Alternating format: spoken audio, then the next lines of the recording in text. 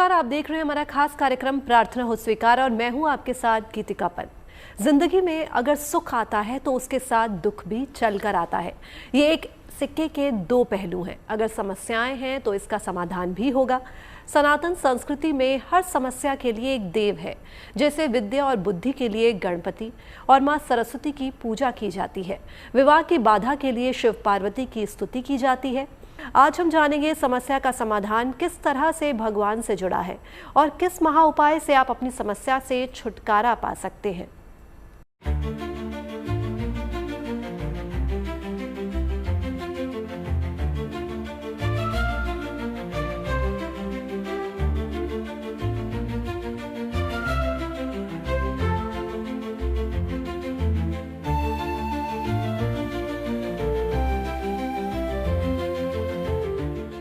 हर कोई चाहता है शानदार जिंदगी।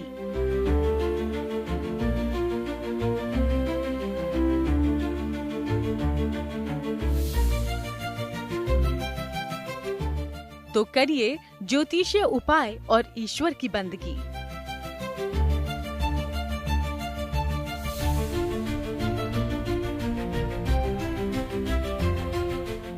अगर आप हैं अपनी जिंदगी में परेशान,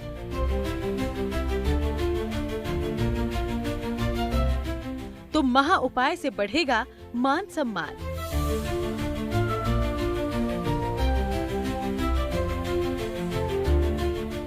बस इसके लिए करें विधि विधान से ईश्वर का गुणगान।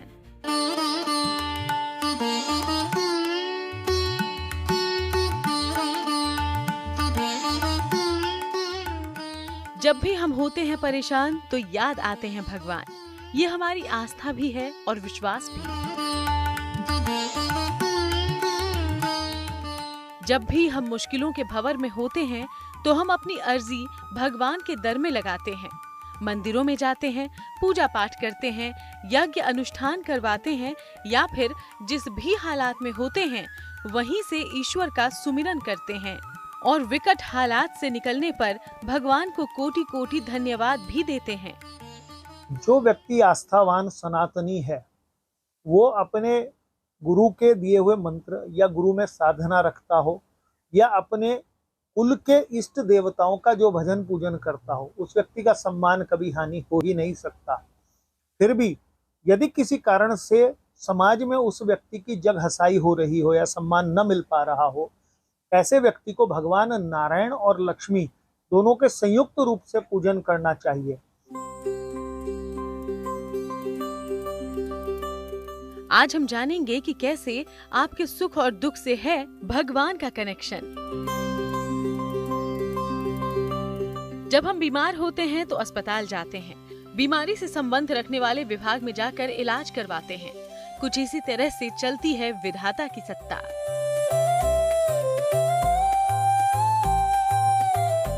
वैसे तो मुश्किल में हम कभी भी भगवान को पुकार सकते हैं, लेकिन किस परेशानी में कौन से भगवान के दर पर अर्जी लगाने की परंपरा रही है, चलिए जानते हैं। हर नए कार्य का शुभारंभ श्री गणेश की स्तुति से होता है। आर्थिक समस्या और धन की कमी पूरी करने के लिए माता लक्ष्मी की पूजा करते हैं। ज्ञान, विद्या और कला के लिए मां सरस्वती की उपासना करें। बल और आत्मविश्वास के लिए हनुमान जी को प्रसन्न करें। शक्ति, सुरक्षा पाने या अनजाने भय से मुक्ति के लिए भगवती की साधना करें। शीघ्र विवाह के लिए शिव पार्वती की उपासना करें। नकारात्मकता से बाहर निकलने के लिए शिव जी की स्तुति करें। जीवन में स्थिरता और शांति के लिए श्री हरि को मनाएं। धर्म के पालन और अधर्म के विनाश के लिए श्री राम की पूजा करें।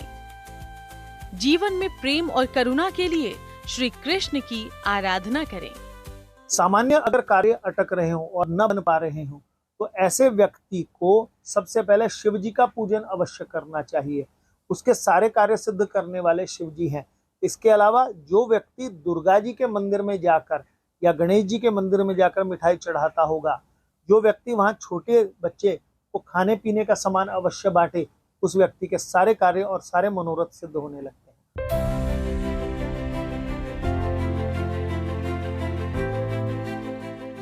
आस्था कहती है ईश्वर की भक्ति ही हमारा धर्म है और यही धर्म विपत्ति में हमारी रक्षा करता है।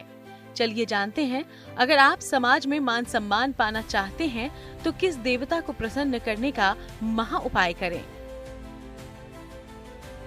मान सम्मान के लिए सूर्य देवता की उपासना सर्वोत्तम होती है। नित्य प्रातः तांबे के लोटे से सूर्य देवता को जल अर्पित करें। जल में रोली मिला लें। जल अर्पित करने के बाद लोटे के किनारों पर लगी हुई रोली का तिलक लगाएं। आपको अपार मान सम्मान की प्राप्ति होगी। यदि आपकी कोई ऐसी मनोकामना है जो किसी कारणवश पूरी नहीं हो पा रही हो, तो सबसे पहले अपने पितरों को मनाएं। यदि आपके कहीं पितृ स्थान बने हुए हैं तो वहां हर रविवार को माथा टेकें या अमावस्या के दिन वहां माथा टेकें। अगर स्थान नहीं बने हुए हैं तो नारायणी शिला मंदिर जैसे स्थानों पर अमावस्या या किसी दिन अवश्य जाकर अपने पितरों के मनाएं, पितृदोष का पूजन कराएं। इसके अलावा अगर शिवजी से अपना कल्याण चाहते हो तो आप ये समझिए, धन की कामना हो तो गन्ने के रस से ना भगवान का अभिषेक करें। निश्चित मन में जितनी बची हुई कामना है वो भी साथ साथ पूर्ण हो जाएंगी मनोकामना के साथ साथ। युवाओं में दो समस्याएं सबसे ज्यादा दिखती हैं, एक तो रोजगार और दूसरा विवाह।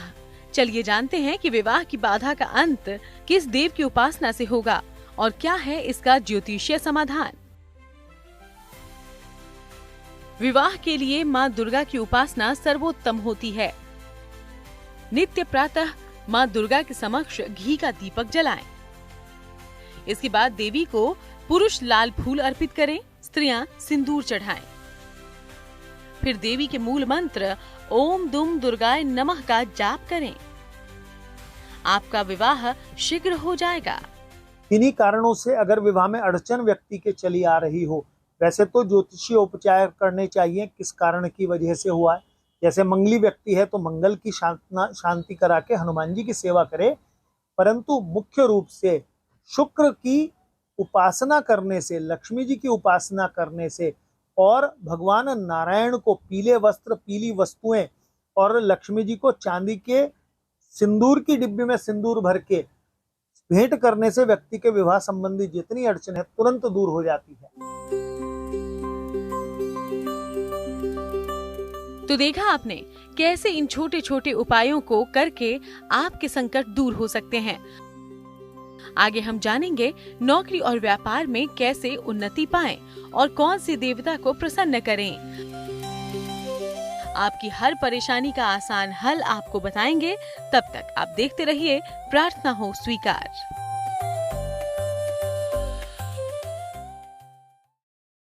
शनिदेव को कर्म फलदाता और न्यायाधीश कहते हैं। ज्योतिष के जानकार मानते हैं कि अगर आपको नौकरी में मनचाही सफलता हासिल करनी है या अपने व्यापार को बुलंदियों पर पहुंचाना है तो किस देव को मनाएं, चलिए जानते हैं।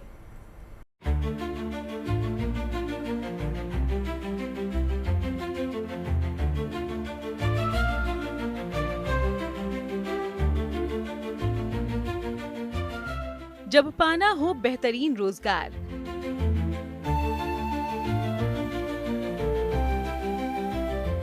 तो शनि के मंत्र करेंगे भवसागर पार। कर्म प्रधान देव हैं शनि, जो करते हैं हर मुश्किल आसान। मां लक्ष्मी की उपासना से कारोबार भरेगा उड़ान। जिंदगी बिना रोजगार के अधूरी रहती है। नौकरी चाहे सरकारी हो या प्राइवेट या फिर कोई कारोबार, अगर इनमें से दोनों ही आपकी दिनचर्या का हिस्सा नहीं है तो यकीन मानिए शनिदेव और मां लक्ष्मी की कृपा आप पर नहीं है। तो कैसे करें बेहतरीन नौकरी पाने का जतन और ज्योतिष में इसके लिए क्या है उपाय, चलिए जानें। यदि सरकारी नौकरी चाह रहे हैं तो हनुमान जी के पांव पकड़ लें। जितना हनुमान जी के दर्शन करेंगे, बैठकर वहां पर बजरंग बाण का पाठ करेंगे, व्यक्ति को सरकारी नौकरी मिलने की संभावनाएं बढ़ती चली जाएंगी। इसके अतिरिक्त अगर किसी भी प्रकार की नौकरी के लिए हम बात करें तो ऐसे व्यक्ति को भगवान शिव की सेवा करना अपनी मनोकामना पूर्ण करने के लिए सबसे सुंदर रहता है। नौकरी के लिए भगवान शनि की पूजा करें। शनिवार का उपवास रखें। सूर्योदय के पूर्व पीपल की जड़ में जल डालें। सायं पीपल के नीचे सरसों के तेल का दीपक जलाएं। इसके बाद शनि मंत्र का जाप करें। रात में उड़द की दाल की खिचड़ी खाएं और खिलाएं।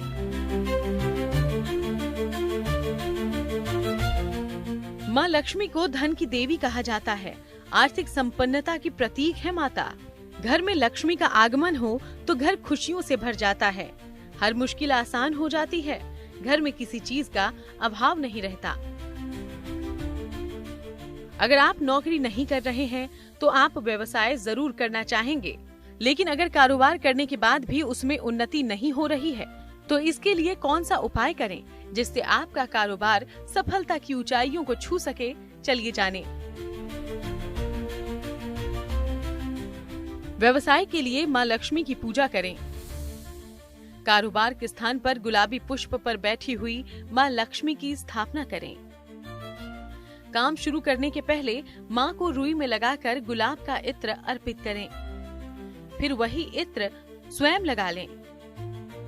आपको व्यवसाय में जरूर मिलेगी सफलता। व्यवसाय के जो देवता और नक्षत्र हैं वो हैं बुध, और बुध के देवता हैं गणेश जी।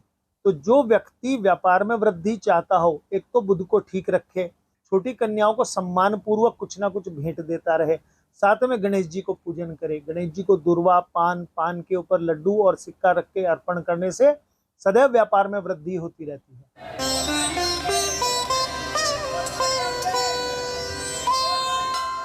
तो देखा आपने, माँ लक्ष्मी और शनिदेव की विधिवत उपासना करके और बताए गए महाप्रयोगों को अपनाकर निश्चित ही आपकी परेशानियों का अंत हो सकता है। आगे हम आपको बताएंगे कि कर्ज और मुकद्दमे से बचने के लिए कौन सा जतन करें।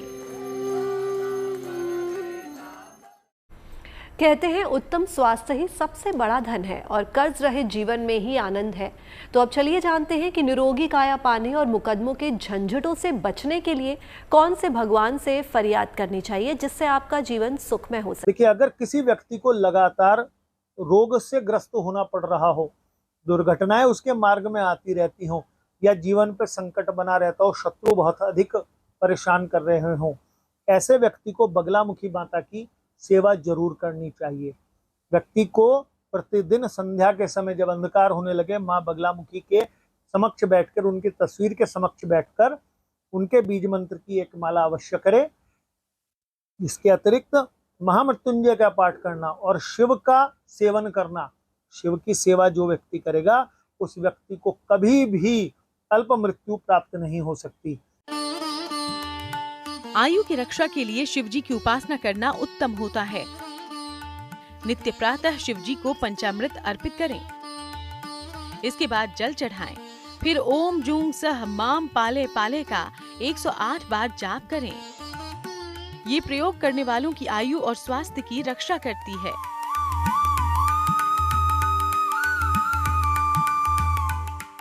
कहते हैं कि कोर्ट कचहरी घुन की तरह होते हैं जो न सिर्फ आपकी जमा पूंजी को बर्बाद कर देते हैं बल्कि आपको कर्ज के दलदल में भी ढकेल देते हैं।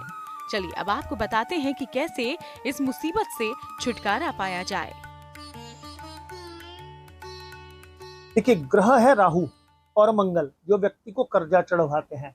तो राहु के लिए देवी की आराधना करना और शिव की आराधना करना, भैरव जी की आराधना करने से और हनुमान जी के मंदिर में सुंदरकांड का पाठ करने से, आंवले या चमेली के तेल का दिया जलाने से, भैरव मंदिर में उड़द की दाल के भल्ले चढ़ाने से व्यक्ति को तुरंत से पहले कर्ज से मुक्ति होने लगती है।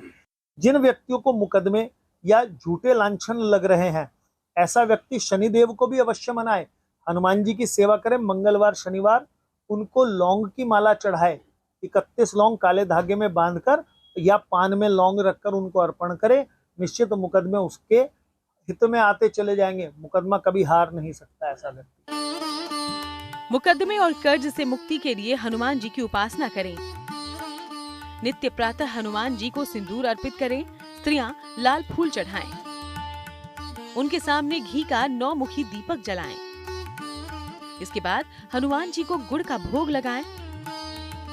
ओम नमो भगवते आंजनेयाय महाबलाय स्वाहा का 108 बार जाप करें। आपको कर्ज और मुकदमे से मुक्ति मिलेगी। तो देखा आपने कैसे ज्योतिष में बताए ये छोटे छोटे उपाय आपके जीवन से बाधाओं का अंत कर सकते हैं और आप अपनी जिंदगी को संवार सकते हैं।